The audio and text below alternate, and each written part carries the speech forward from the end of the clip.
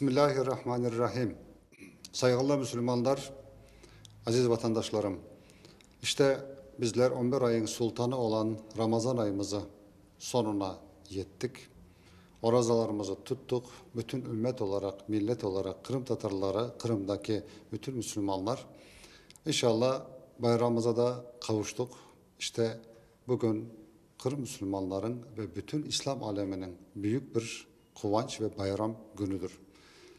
Bu bayram bizler için, milletimiz için ve bütün insaniyet için bağış, birbirlerimizi affetmek, birbirlerimizi kucaklamak, birbirlerimizi sevinç ve sevindiren bir gün demektir. Bayramın manası budur.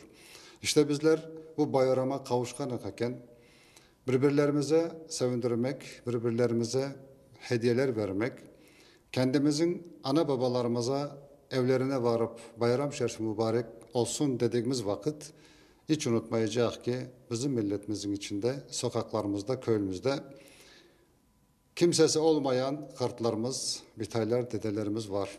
Onların da kapıları açılacak, onlara da bayram şerifi mübarek olsun diye onları da hayırlayacak, bayramları mübarek olsun diye ellerini öpecek. Kimse kalmasın çünkü kendimizin ballarımızı nasıl sevindirdiğimiz gibi de yetim ballarımıza da onlara da sevindirmek bizim boynumuzun borcudur. Saygılı Müslümanlar, aziz kardeşlerim, Mevlamıza binlerce şükürler olsun. Bugün Kırım'daki Kırım Müslümanları rahatlıklarına, orazalarında tutmaktalar. Bol bol aşları, suları olmaktadır. Bizler Müslüman olarak dua edecek, niyazda bulunacak ki bizim gibi orazasını tutamayan, içecek aşamasını bulamayanlara da ve bayramlarını yapamayanlara Allah onlara da öyle bir nasip kısmet eylesin ki orazalarını ve bayramlarına kavuşsunlar. Bizler gibi bayram yapmaya onlara da Allah nasip eylesin.